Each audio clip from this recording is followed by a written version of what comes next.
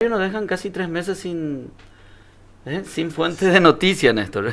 Ese es un problema, ¿verdad? Pero Se zafan un poco del foco de atención. sí, de todas formas es importante tener conocimiento de cómo se proyectan desde distintas bancadas, tanto de la Cámara de Diputados, Cámara de Senadores, la proyección para este año 2024. Antonio Busarquis, diputado del PLRA, quinto departamento Caaguazú, muy buenos días, gracias por atendernos.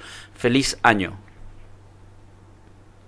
Bueno, buen día, Cristian, y todo el equipo que está presente y en sala de prensa.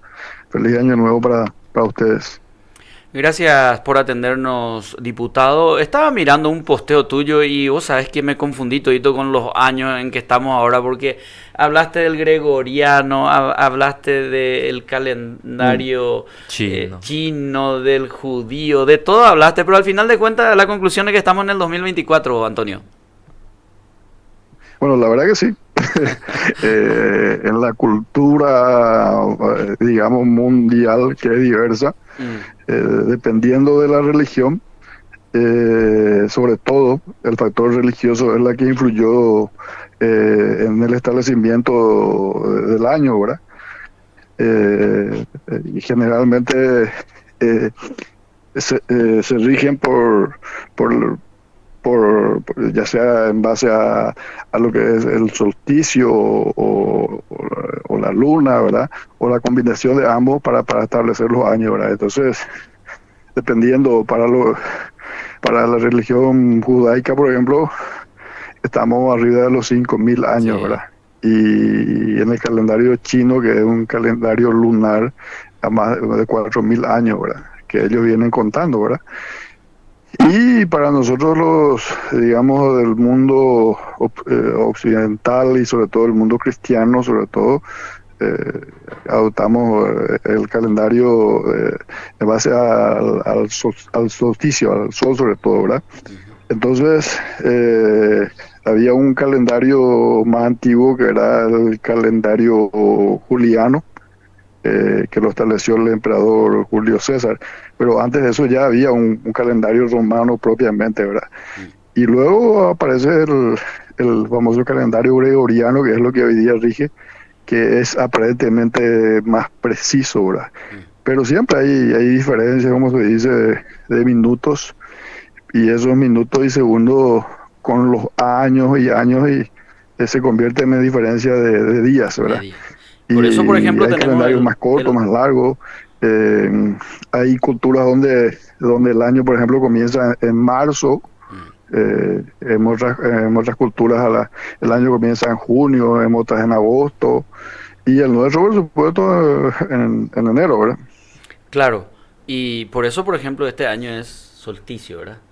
Bisiesto. Bisiesto, perdón. Así mismo. Bisiesto, para ajustar esos minutos y horas, cada 4 años tenemos un día más en el mes de febrero. Diputado, pasando un poco al tema sociopolítico, Paraguay está Sí. transitando un nuevo periodo de gobierno en el cual se trastabilló muchísimo en estos primeros meses y hay una especie de desencanto y decepción ciudadana con relación a varias expectativas que se tenía, y esto que últimamente incluso también sale a la luz, el tema de nepotismo, tráfico de influencia, clanes familiares, y también proyectos de leyes que se aprueban con mucha resistencia ciudadana, y a pesar de ello la mayoría está votando en el Congreso sobre estos proyectos de ley que surgen del Ejecutivo, principalmente tanto en diputados como en senadores. ¿Cómo evalúas lo que fue estos primeros meses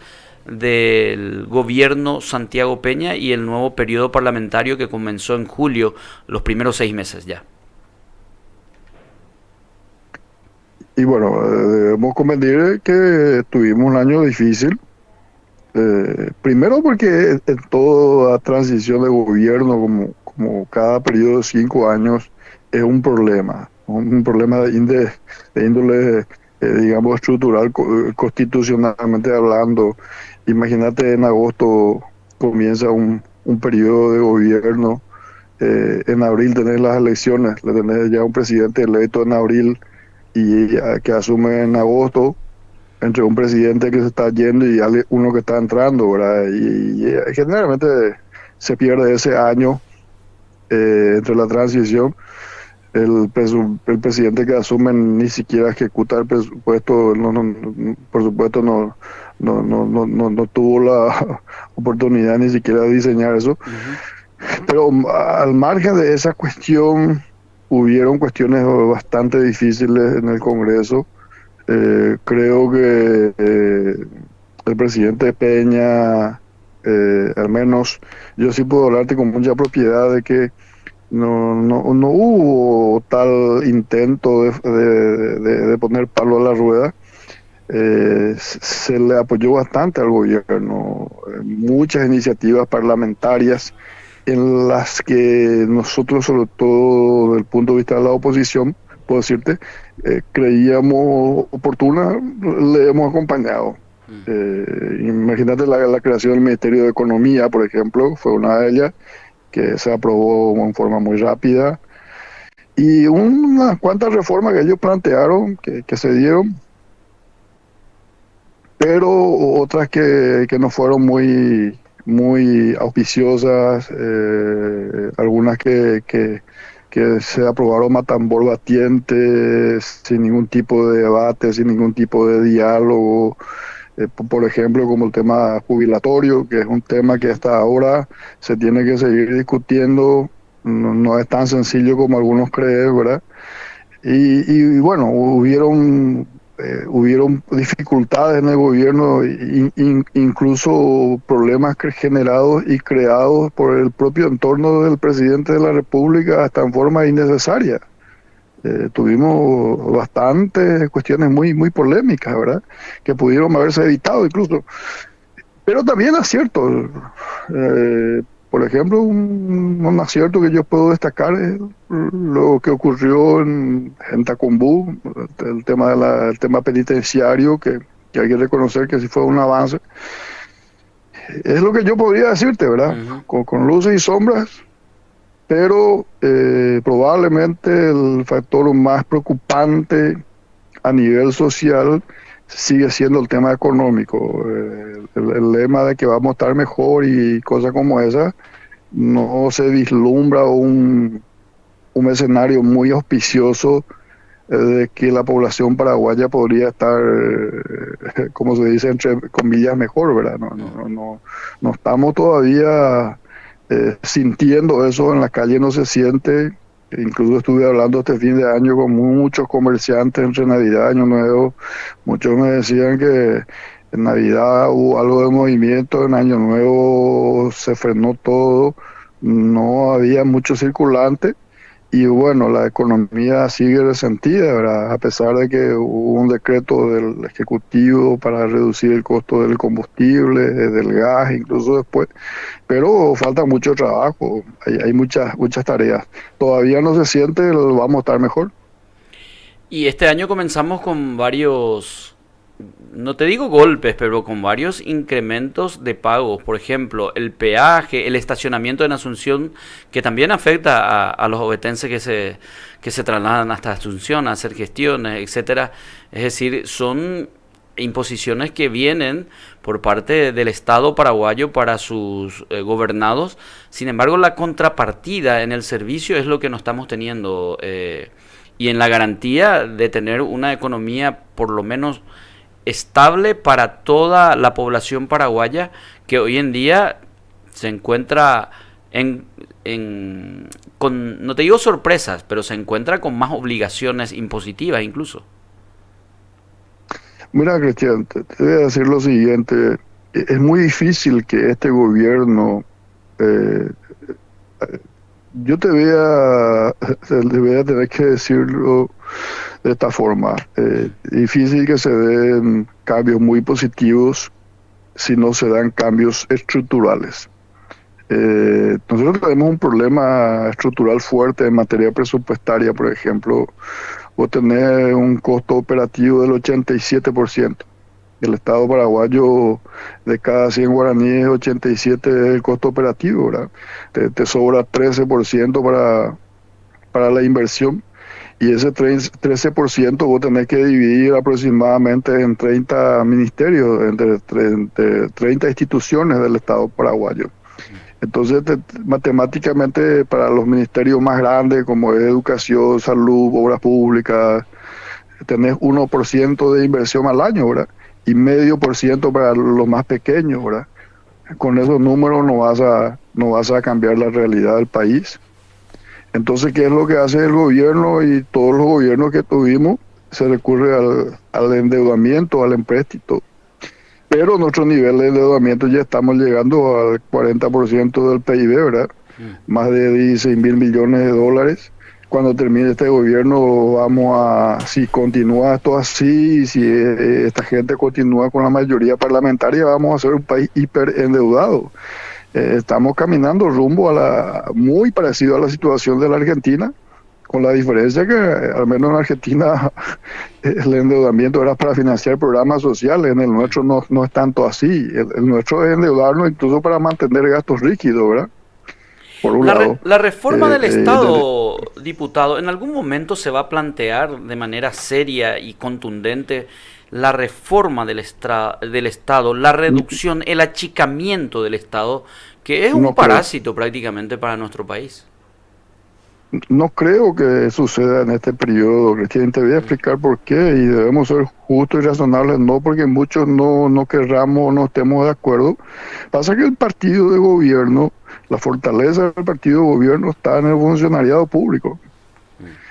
Y esa reducción no se va a dar mientras exista una mayoría parlamentaria muy fuerte. Yo lo veo muy difícil, ¿verdad? Siendo franco, ¿verdad? Entonces te decía, una es la cuestión presupuestaria, otra es la cuestión del endeudamiento. La otra cuestión es la de crear nuevos impuestos, que tampoco se va a dar, ¿verdad? Porque la gente del sector privado está cansado de pagar más impuestos. Pero ahí viene una cuestión clave que nosotros evaluamos y decimos, bueno, el 70% de la economía en Paraguay es informal, para no decir ilegal, informal es la economía en Paraguay. Y para que el Estado pueda recaudar más, en primer lugar tenemos que formalizar la economía, ¿verdad? ¿Y cómo vamos a formalizar la economía si el sector privado no recibe ni una sola asistencia del Estado paraguayo? No existen programas sociales para el sector privado. ¿Y cuál es el sector que produce la riqueza en el país? El sector que produce la riqueza en el país es el sector privado. Entonces, pongo un ejemplo, ni siquiera existe una propuesta para darle crédito a un mecánico, tornero, electricista, o una señora que está en el mercado, se levanta a las 4 de la mañana, hoy a la mañana presta 100.000 guaraníes y a la tardecita tiene que devolver 120.000, 130.000 guaraníes, ¿verdad? Que tenemos un esquema de usura galopante, imperante en nuestro país. Ni siquiera tenemos una política crediticia donde le puedas decir a una persona, mira, acá tenés 10, 15, 20 millones de guaraníes, te vamos a dar 1 año o 2 años de gracia y el tercer, cuarto año comenzás a pagar con bajo interés. El Estado te va a ayudar para que puedas fortalecerte económicamente. No existe absolutamente nada de eso, nada. Entonces, cuando vos no le estás ayudando al sector privado y lo único que estás haciendo es cargar el sector público y endeudar al país, vamos a llegar a una situación muy parecida a la de Argentina, aunque muchos digan que no va a pasar. Sumado a eso tenés que analizar la cuestión de jubilatorio en Paraguay. Jubilatoria en Paraguay, de cada 100 paraguayos, 2 paraguayos se jubilan. Y de cada 10 que son cotizantes en el sistema jubilatorio, de cada 10 apenas uno termina jubilándose, ¿verdad? Entonces tenemos un sistema muy desigual donde la tercera edad, que es el programa Estrella Paraguayo, termina siendo la jubilación de una gran mayoría con 500.000 guaraníes. Entonces tenemos un sistema jubilatorio indigno que fracasó absolutamente, y ahí tenés en juego más de 4.000 millones de dólares, que es el interés real del gobierno, ¿verdad? Porque cuando vos creas la superintendencia y establecer en la ley que esa superintendencia le va a aconsejar a las cajas jubilatorias, por ejemplo, jubilatorias, a comprar bonos del tesoro, y cuál es la institución que emite bonos del Tesoro, y es el Estado paraguayo. Entonces, le vamos a decir a las cajas, compren bonos por 200, 500, 1.000 millones de dólares, y le vamos a pagar en 5 años, 10, en 15, en 20 años, que no sabe si el próximo gobierno que viene va a reconocer esa deuda, va a querer pagar o va a querer renegociar nomás, ¿verdad? Y en algún momento vamos a tener problemas fuertes en el país, en el tipo económico. Entonces, si no se dan esas reformas, pero reformas fuertes que se tienen que dar a tiempo, el país va a colapsar. Yo no quiero ser pesimista, muchos no quieren hablar de esta cuestión, pero es una cuestión que tenemos que decirle a la ciudadanía. Diputado, saludándote, buenos días y mi deseo de feliz año 2024, Néstor Soy. Hablas de estas cuestiones de privilegios y acabamos de mencionar nada más la situación que se vive en la penitenciaría regional de Coronel Oviedo antes de entrar a conversar contigo, con fotografías que evidencian los privilegios de Ramón González Daer, por ejemplo, un condenado por usura a quien el sistema penitenciario ahora le está permitiendo inclusive usufructuar sus instalaciones con mucho privilegio para que siga operando en sus negocios usurarios. Y el mensaje que queda con eso, porque no es desconocido que es político ligado o de la línea cartista, es de que inclusive después de la cárcel y cuando sancionamos y queremos dar el mensaje de que somos un gobierno implacable, hasta inclusive después en las cárceles vamos a seguir dejándoles operar siempre y cuando sean de los nuestros. Y eso genera, digo, en mucha gente de diputados hasta una sensación de depresión social, tal vez, ver todo este nivel de abuso que se da, doctor. Bueno, primero que no es casualidad que te respondo, de que no se den las reformas económicas en el Paraguay, por ejemplo, para darle crédito a la gente, porque el esquema usurario es feroz, y este señor González Daer es sin ninguna duda uno de ellos, ¿verdad? Que sigue manejando esa economía en negro, una economía de explotación, ¿verdad? Con todos los privilegios que significa tener el contacto con el poder y con el gobierno, ¿verdad? Ese sistema de privilegio existe y eso es innegable, ¿verdad? Sin ninguna duda es así. Y lo otro que iba sí a decirte es que se dio un avance en el tema penitenciario, pero no va a ser fácil erradicar esto. Existe toda una cultura dentro de las penitenciarías, de que existen, ¿cómo se dice?, reos de primera, de segunda, de tercera, de cuarta y de quinta, ¿verdad? Calidad, sin ninguna duda, existe una gran discriminación. Eso es así, y no va a ser fácil combatir eso, sin ninguna duda, es lo que puedo decirte. Existe impotencia en muchos casos, y voy a dar un ejemplo.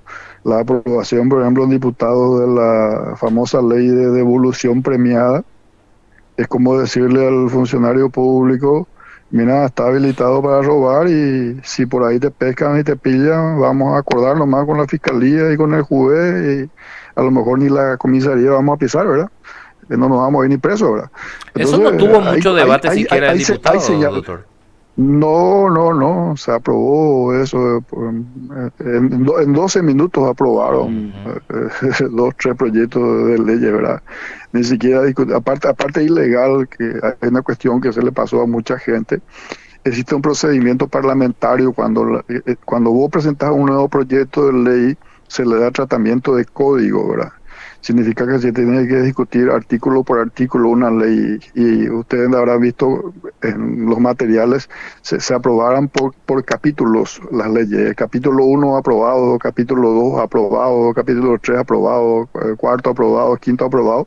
Ni siquiera los parlamentarios que estuvieron presentes en esas sesiones se dignaron ni siquiera en leer lo que estaban aprobando.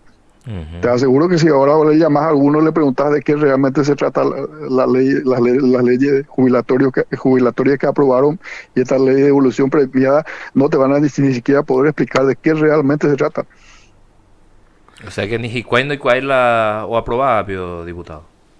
No, todo es la famosa orden superior de arriba, y tenemos que aprobar y punto. ¿Y eso es por la abrumadora mayoría que tienen en las dos cámaras nada más? ¿O es que son reacios al debate, temen a debatir estos temas puntuales y trascendentes para la ciudadanía, diputado? Yo creo que lo peor que le está pasando a este periodo de gobierno es una aplanadora mayoritaria. Nunca hubo tanto desequilibrio en el poder, donde el oficialismo tiene el control absolutamente de ambas cámaras. Y esa aplanadora lo que termina es generando mucha prepotencia, mucha arrogancia. Nosotros vamos a aprobar lo que queremos, cuando queremos, de la forma que queremos. Ujú. Y le dice a la gente, Orela lo mandá, ahora ya posee, ¿verdad? Esté bien o esté mal, sin debate, sin discusión, sin participación ciudadana. No nos importa ni la opinión de la prensa, ni los medios, mucho menos sentarnos a debatir con los otros colegas, sino que sencillamente vino la orden y se tiene que aprobar, así de sencillo es. En estos días un amigo, y así muy particularmente, sacó este comentario, diputado. Un amigo que sé, es cartista, me decía, no, estamos con una dictadura parlamentaria peligrosa. Y me puse a analizar lo que me decía y concluía nada más también diciéndole, pero ¿de qué dictadura parlamentaria me puedes hablar siendo que las órdenes vienen o del Ejecutivo o del presidente del propio partido Colorado? Se trata de, con todo esto también inclusive, degradar la imagen de un poder del Estado que es tan importante como la del legislativo, diputado. Pero sin ninguna duda el Congreso está acusando el golpe. Imagínate cuando vos aprobás una ley de devolución premiada. ¿Qué No, le no, está pero diciendo se a la hace gente? acusar el golpe, ese golpe que vos decís se hace acusar con gusto, qué sé yo. Le viene la orden de arriba y ni siquiera se analiza, no, esto está bien, esto está mal. O aplicante más y después queda la percepción de que se vive en una dictadura parlamentaria. No sé si es tal cual. Sí, así mismo, pero en realidad la orden viene de otro lado y todo eso lo sabemos, ¿verdad? Pero Ujú. el desprestigio es para el Congreso. Cuando vos aprobas leyes que son leyes inconstitucionales, pero efectivamente vas a tener problemas. Esta ley de devolución premiada, por ejemplo, es inaplicable. Primero, quiebra el principio de igualdad, por ejemplo. O sea que vos tenés una ley especial para el funcionario público corrupto y entonces el ladrón del sector privado y el que roba en el sector privado no va a tener ese tipo de ventaja, ¿verdad? Entonces, Ujú. mira, no sé qué pensaba el colega que presentó el proyecto de ley y no sé cómo logró el apoyo el diputado. Y el tema jubilatorio, yo también puedo decirle a la gente que hay cuestiones bastante peligrosas, no muy sencillas como dicen, que no se va a tocar la plata de ITS, que no se va a administrar los fondos, no, si vos lees toda la ley detalle por detalle, artículo por artículo, y como se dice en la letra chica, que letras ahí, pues el problema, ¿no? Y nadie puede quedarse muy tranquilo y decir de que esto no va a pasar. Yo le sí, hay muchas cuestiones que deben ser corregidas, ¿verdad? Pero ya tenemos una ley, ¿verdad? Una ley, todos, pero absolutamente todos estamos de acuerdo que necesitamos una ley de superintendencia de jubilaciones, pero las reglas tienen que ser claras y transparentes sobre todo, ¿verdad? Pero ahora, así como están las cosas, vos tenés 6 integrantes en la superintendencia y los 6 integrantes lo maneja el presidente de la República. ¿Verdad? Por ejemplo, le tenés al ministro de Economía, representante del Ejecutivo, le tenés al ministro del Trabajo, representante del Ejecutivo, le tenés al representante del Banco Central del Paraguay, representante del Ejecutivo, y los tres propuestos, uno por la patronal, uno por el sector obrero y un sexto que sería representante de, de sindicatos o Ujú. sindicalistas, de sindicatos. Entonces vos le tenés a 6 integrantes y de esa terna nuevamente de esa terna lo elige el presidente de la República. Y o sea que finalmente los 6 consejeros van a ser